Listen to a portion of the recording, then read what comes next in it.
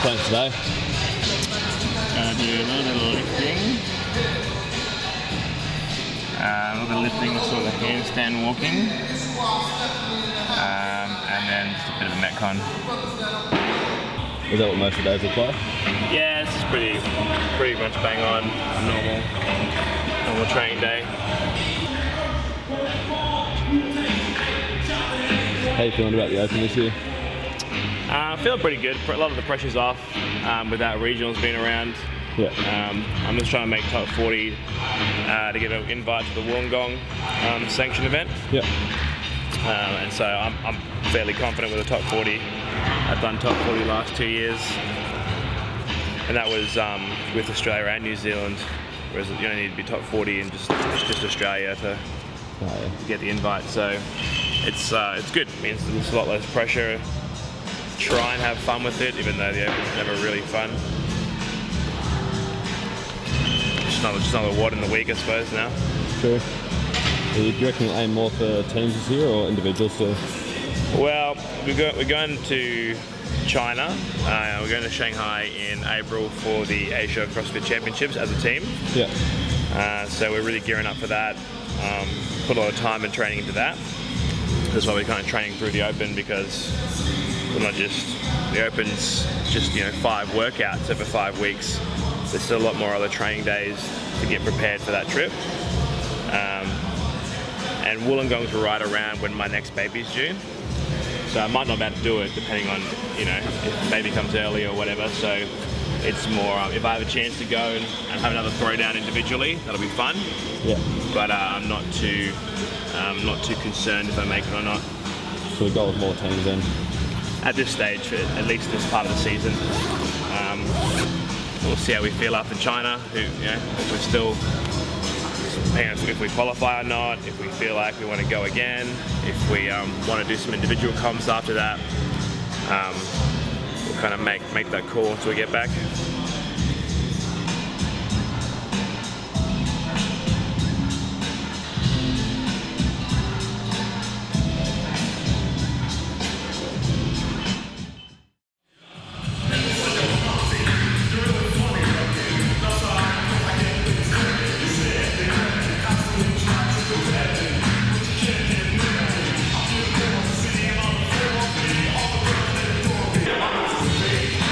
What made you want to get into CrossFit? I probably just found it by accident. When I was doing PT and just training normal kind of bodybuilding / powerlifting kind of globo stuff, and I wanted to get a bit fitter. I used to play sport in school, and like most people, when you stop playing sport, you lose a bit of that fitness, a bit of that competitive drive.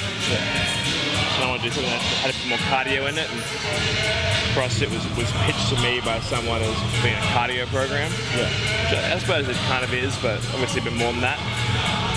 And I just tried it off the main site, and I loved it, so kept training it, and then went and found a CrossFit box. And once I discovered kind of the whole community and CrossFit world, it was just got the bug from there and just couldn't stop. So was it sort of when you started, did you decide straight away to start competing? Kind of. Like I joined up during the Open, so I'd done CrossFit for a few months just in a globo gym following main site, and then I saw the Open come up in 2013, and I thought, I want to give it a go. Like, it'd be kind of cool to see how you rank, like see what if the hard work has been paying off and what kind of results there are. And so I went and found a box to do it at, because the video submission just seemed like a bit too much fiddling around, too much work. So I thought I just got an affiliate have them validate it for me. And so it was kind of like the competition was what got me into it almost, but I kind of just fell in love with the everyday training, just the grinding every day. Like every class can almost be a competition in a way. Yeah. You find a few mates who are near your ability, and you get to like throw down with them every day and have got your own little leaderboard. And then of course there's the element of versing yourself and improving every day and being able to turn a weakness into a strength.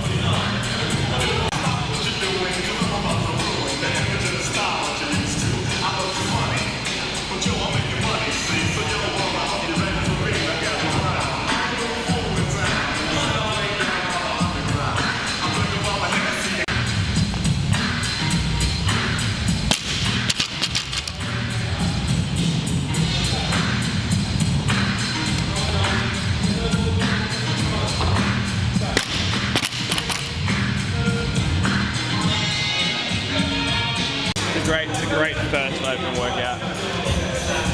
Kind of easy to go. You can go,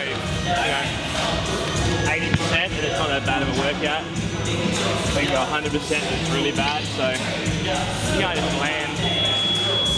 can't just land on the spectrum where you're supposed to be, depending on how long you've been doing it for.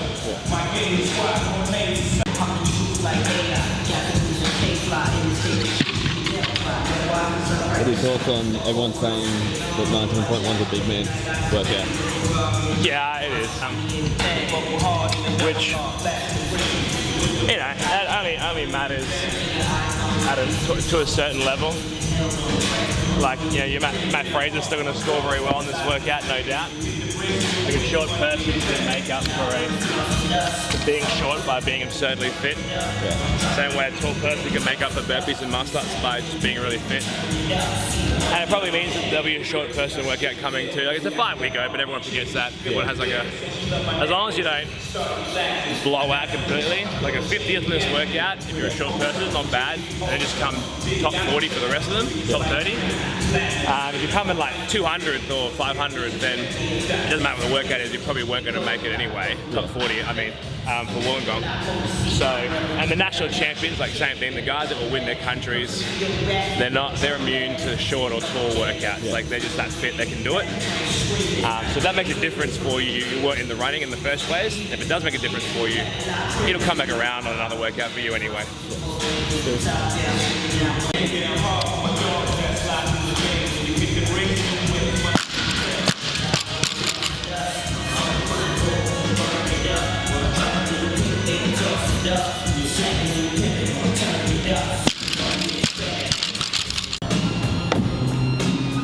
What would you say is your biggest weakness, if you had one?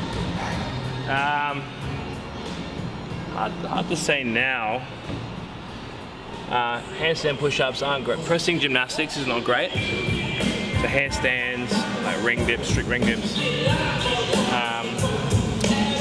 But I've been doing that, working on it a lot this year, so I think that's probably improved to not be my weakest at the moment. Double unders, not great, depending on the volume. Yeah. I don't know. It's hard to pinpoint the worst thing. It really just depends on the workout, what the movement is and what combination, There's only like 10 to 15 handstands around and they're strict. It's not a bad workout for me. If it's 50 double unders, rounds, they're not bad for me. But certain perfect storms of movements, 18.4 last year with all the 18.3, all the like hundreds of double unders over and over again. Not great. Like, that's my worst.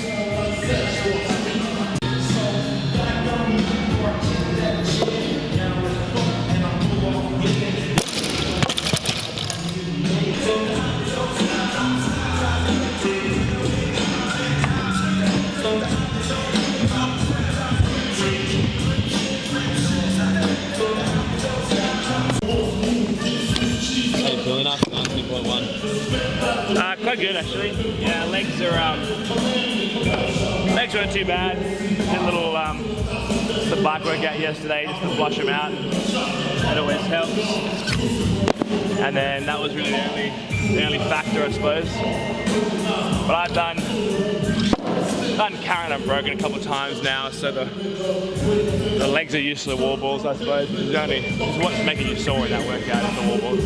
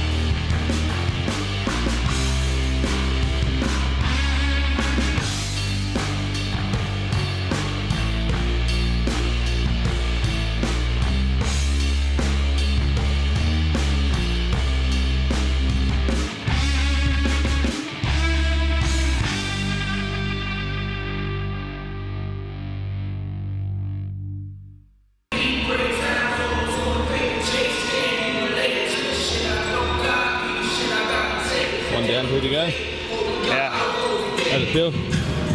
My wrist is still a bit funky from when I sprained it, so the snatch just feels uncomfortable. A bit unstable in the catch. I bring my grip in a little bit narrower than I'm used to. Yeah. That's alright, it just feels heavier than it's supposed to. How do you find trying to balance the rest of your life with your competitive side? It's not too bad at the moment.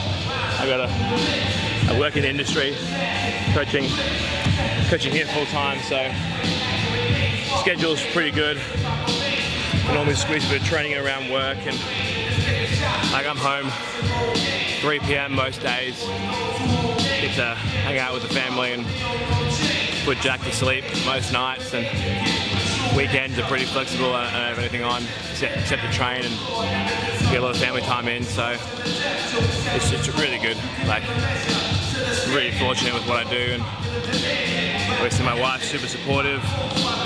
She comes down all the time. She'll bring Jack down to the gym, and they'll just hang out for an hour or two, and he loves to play around and like pick up foam rollers and lift them and stuff. And yeah, so it's good that he loves this stuff too, or he's inspired by it. That'll hopefully translate into him being active when he gets a bit older. And we go to garage gym, thanks for getting faster, so we've got like heaps of gear at home: GHD, bike erg, dumbbells, kettlebells, sandbags. So I can do heaps of workouts just from home alone. And we're getting doing some development at the back of our house, like turn this garden bed into a patch of grass.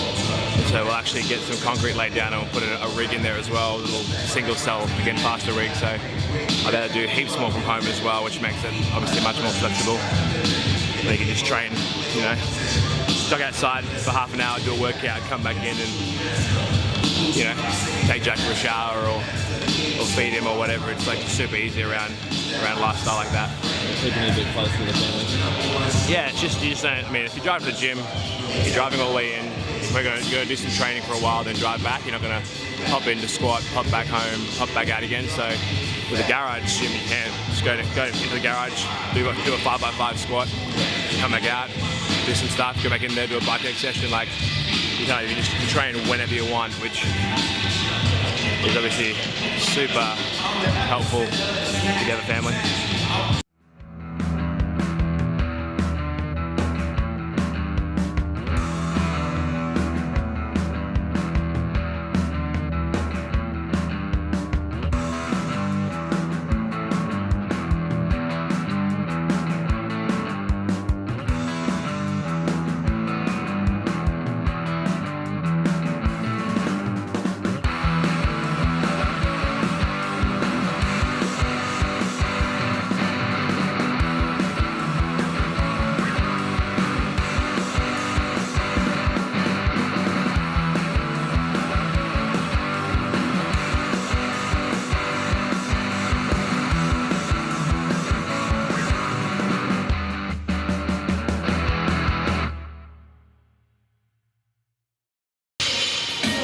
Been involved with getting faster for? Started my relationship with Gene back in probably 2014 when we first opened Torian. Getting Faster, a big partner of ours, getting us set up, and so Mike, who owns CrossFit Torian, Mike, myself, and Gene have been good friends for a long time, and I think I officially signed in late 2016, early 2017. Or it might have been 17 regionals, I think, just before 17 regionals. And then been working with them as an athlete ever since. What do you think of the Under Armour shoes? Really good. They're really nice. Really tanky, but they've got no signs of damage on them. I've been doing like so many row climbs in them. Apart from like chalk on the shoe, there's not a single bit of damage on them. They're really comfortable. How do they compare to Nanos and Metcons? Not quite as comfortable as a Nano, but like better performance. So like they just feel more streamlined on your foot. There's like less of it, less material, so they feel better on your foot. They're much more responsive. They're only a 2 mil drop, so they feel super flat. Yeah. Takes some getting used to, but then like it's just so much better. Like, you know, like a nano is the kind of shoe you can just like wear all day, like 12 hours straight, just wear your nanos. Whereas these, you'd probably only wear them to and from the gym, and then, you know, I wear like runners to coach in now, like, because I'm just all about the comfort. Yeah. And Metcon, I've never liked the Metcons. I've always thought they're a bit like plasticky. They just feel like a big flipper on your foot. Yeah. Really good if you're squatting, but that's about it. Like, I don't like them for anything else. So they're definitely better than Metcon in literally every way. There's really nothing that Metcon does that these don't do better. Repping the Hustle Made. Yeah. Hustle Made socks. Yeah. Craig and Jazz really took care of me at Whatappalooza. Yeah. Hooked me up with heaps of swag and like put me up in their apartment and stuff. So those guys are awesome. Really good friends. Yeah, great vlog. Craig's really good at what he does. And so is Jazz, to be honest, even though it's not technically what she does. They really are like the ultimate couple now. Yeah. What you wouldn't be what it is without the other.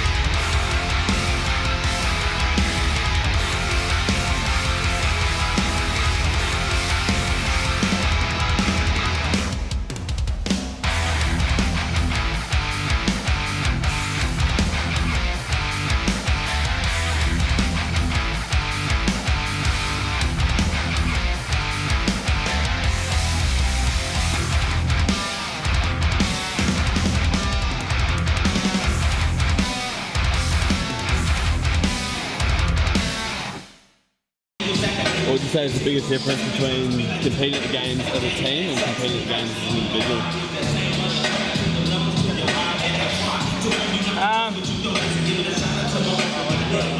There's so much that's different about it. I suppose it's hard to pin down one thing. That's the biggest emotional difference, is that there's no one else to lean on. That also means there's no one else to like let you down. Just the nature of, I think that applies to any individual versus team comp. So you're out there alone, so like all the wins are yours, but so are all the losses. So you have slightly higher highs and then lower lows. You got no one to blame but yourself if you suck at something.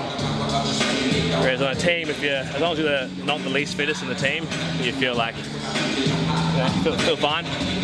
You're not the one that's like holding everyone up. Kind of the goal of the team, I suppose, just make sure you're not the weakest link. Never be the weakest link. Everyone on the team thinks that way, then you'll win. What would you prefer, team or individual? Honestly, I probably couldn't choose. Like, I could never give up individual. I think completely. It's what this sport is ultimately. It's your ability versus the clock versus the WOD. So individual is always going to have that bit more thrill to it. But like team is so fun, especially if you get a good group of people together. Like at the on the Gold Coast, on that Gold Coast comp, like we had a blast. Like me, CJ, April, Jamie. That was like the funnest weekend ever. So both, I suppose, do both. Couldn't choose one. What would you say is the biggest inspiration once you start competing? Easy answer, but it's definitely Rich. He's, I mean, when I started, certainly he was the GOAT. He still is, I think. Fraser is a GOAT. As weird as it sounds, everyone always said Froning was a once-in-a-generation, once-in-a-lifetime athlete. Yeah. And like the day he retires, Matt Fraser appears. So it's funny that, but I mean, definitely when I was getting into CrossFit and started competing, he was undisputable. Like, there was no one even close to him, and he was a guy that you just knew would always win, like somehow. And so that's obviously super inspiring if you're a competitor. You want to have that Froning-esque aura they always talk about, you know. Everyone in the field is looking at him to see how fast he's going. You know, everyone's like, oh, what's Rich doing? Like, what's he up to? And like he just has that aura. And then lifestyle-wise, he's very much an inspiration to me as far as, you know, he's a family man. He's got a couple of kids. I was lucky enough to hang out with him, obviously, in Cookville before the games last year. And like, Hillary is like my wife's long-lost twin. They got on like a house on fire, and they just lead the life that Laurie and I want to lead. And they're Christian, and we're Christian, so he's an inspiration in a lot of ways. So yeah, to me, Rich kind of, his life matches up with mine the best as far as inspiration-wise. Whereas like someone like a Fraser, who I've also met at the games, he's also like an awesome dude and an incredible inspiration as far as just like what work ethic can get you. Just a different dude to me, and so just doesn't have quite that same like, I don't know, hero worship's a bad word, but doesn't have quite that same, like, I don't want to emulate Matt as much as I want to emulate Rich. But yeah, I mean, I suppose that's low-hanging fruit because he's most CrossFitters' inspiration in a way, but yeah, I really like, I was fortunate to meet him, and I really like that he and Hillary lead like a life outside of CrossFit that Laurie and I would like to lead as well. And he's obviously a giving dude. He runs a lot of charity comps in his gym. He gives back to his communities. Just the kind of dude that I want to be like. What would you say is your biggest hobby outside of CrossFit?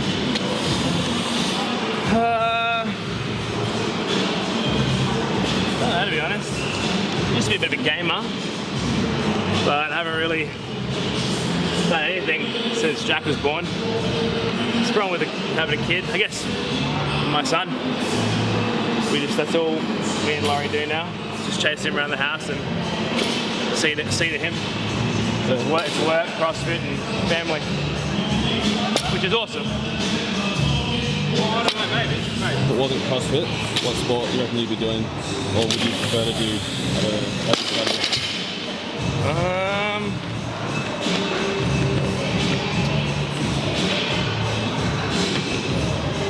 Probably, if I could just pick a sport to be good at, or what do I think I would be good at? Both. If I could pick a sport to just be instantly good at, I would probably go with NRL, here in Australia at least. Yeah. It'd be pretty cool. I suppose a sport that I still might get into a bit later on is Brazilian Jiu-Jitsu. It's all the fun part of MMA without getting punched in the head, without breaking your nose. But it's all the fun stuff, all the groundwork, all the tactics, and typically it requires a lot of fitness, which is the downfall of a lot of people in the UFC. They don't have the fitness to grapple. Yeah. So it's something I think that, you know, CrossFitters could go quite well at. What does your diet normally look like on a daily basis? Pretty much whatever Laurie cooks. So breakfast is like, I normally go home for breakfast, so we'll have something at home. Cereal most days, to be honest, nothing fancy. I don't really do much in the morning. I come in, I coach, and I head home and kind of just hang out with family for a bit, and then I'll have like a proper lunch. Once again, like whatever Laurie's got on the menu, and then come in and train in the afternoon and into coaching for the night. So just like a round train, just snacking is just calories.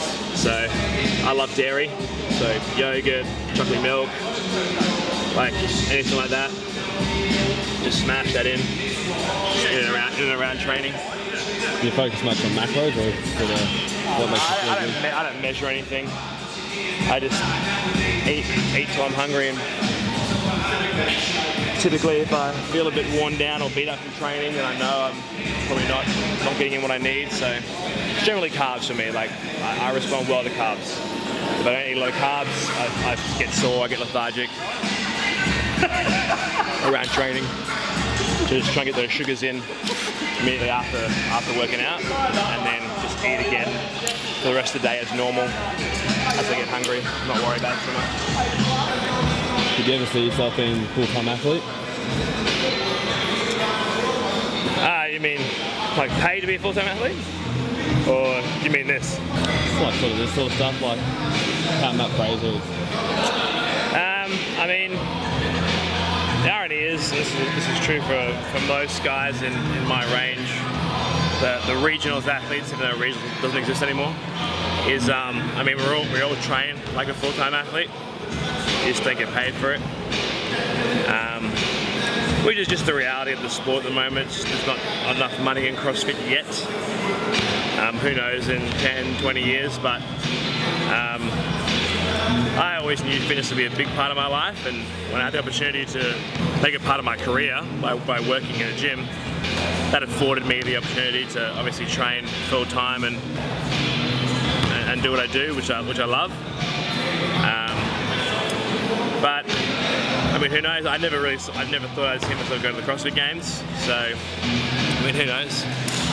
After this year, we'll see where it goes. We'll see who's, you know, Under Armour are making big moves into the sport, and you know, more and more sponsors will want to come on board and be a part of it. And now that CrossFit's taken a step back as far as controlling the sport, you'll see other, you know, random sponsors coming into the sport. I mean, one day people could be sponsored, be wearing jerseys sponsored by like ING and you know, health insurance companies and stuff like that. So like you see in football, like you see in other sports. So right now, all the CrossFit brands are all CrossFit products, right? Just kind of bit grassrootsy, but you know, you see people like Red Bull making bigger moves, and like then you'll see more fringe brands that aren't necessarily related to CrossFit but just want an audience, and who knows where it could be in a few years.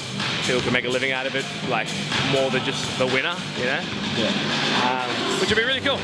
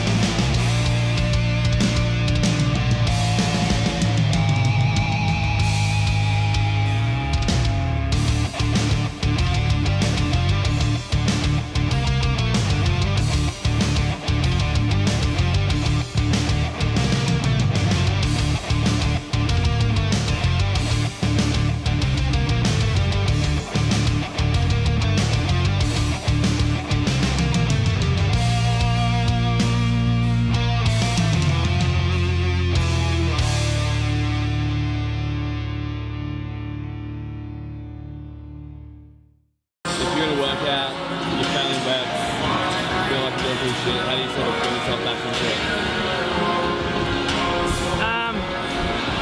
Depends on the workout and what's happening. Like in a workout like 19.1, when you feel like overwhelmed, it's like cardio. You feel like you're in too deep. You just focus on the next round. Just get this next round, next set of wall balls, will be alright. If it was a workout like before when you're failing snatches or whatever, it's like, well, you're not gonna get anywhere by rushing and panicking. Just calm down and your time will be a bit slower. Like, no big deal. You know? It is what it is.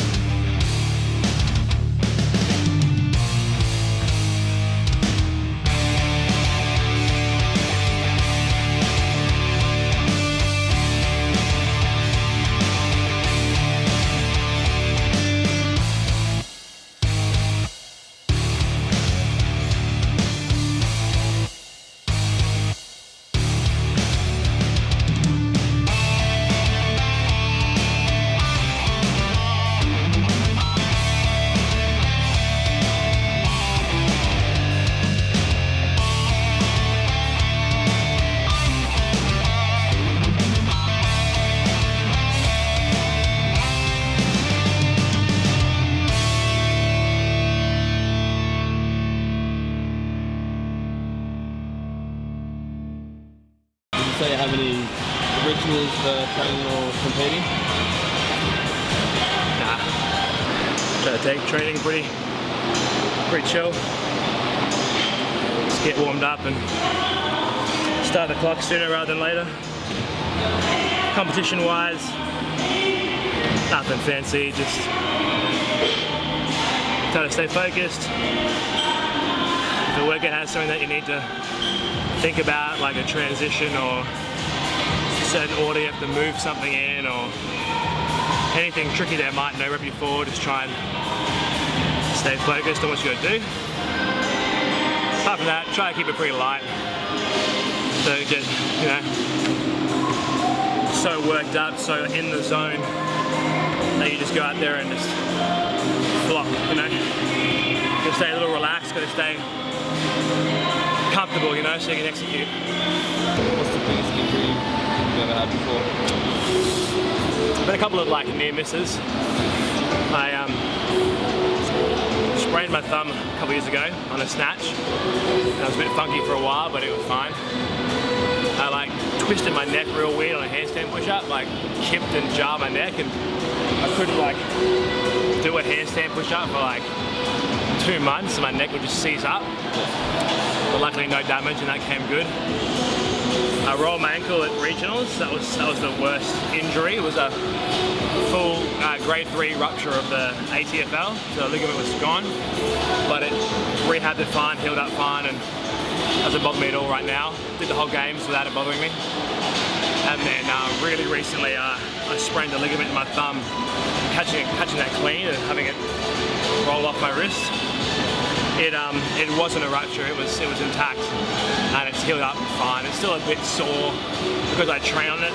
It's not healing as fast as it would if I just rested it, but it's fine. So a few near misses, but the worst actual injury was that ankle.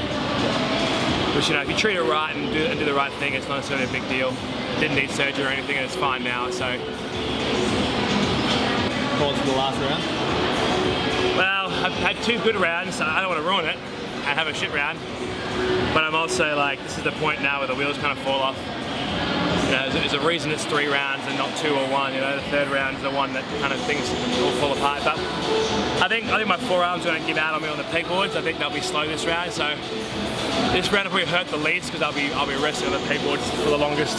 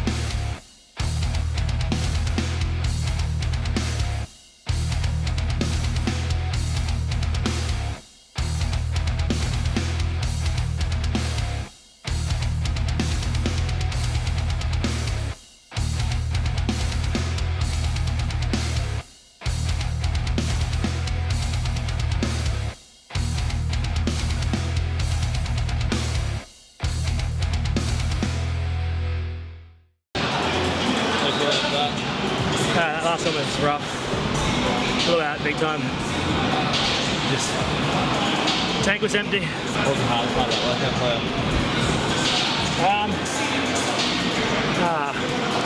It's pretty tricky. It's pretty sneaky. Each section with its own set of challenges.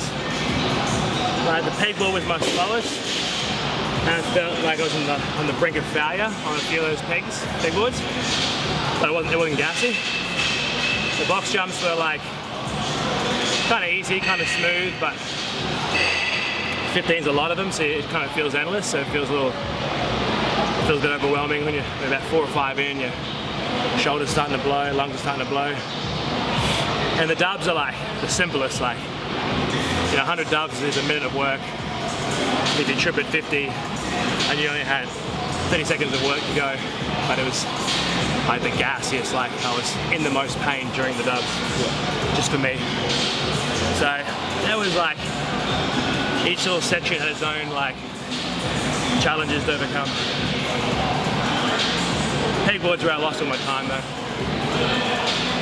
Like I said, round 2 I took a gamble and did 3 unbroken and 2 singles, and that got me quite ahead on the time, and I managed to go sub 9 on that one. But that last one I was forearms off the dubs, even forearms are blown, and I had to go 5 singles, and it just blew me out of the water. It was like minute 40 behind the other 2 rounds. Like I said, that's why it's 3 rounds. That last round, fourth round would be silly. It would be like it was just full of mistakes, and so 3 is like the good enough to test you.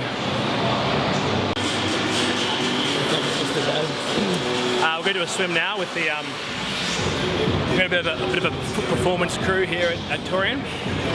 That 10 or 12 of us that like follow the performance program that myself and Mike write. And Sunday is typically rest day. Well, it's always rest day, but we're going to ask a bit of a group swim. Head up to the pool, just the Centenary pool here. It's about a 5-minute drive from Torian, and we'll do like a bit of a team workout with some swimming and like bodyweight stuff. Just a bit of a froth session more than anything. Just a bit of fun, mess around and get in the water a little bit.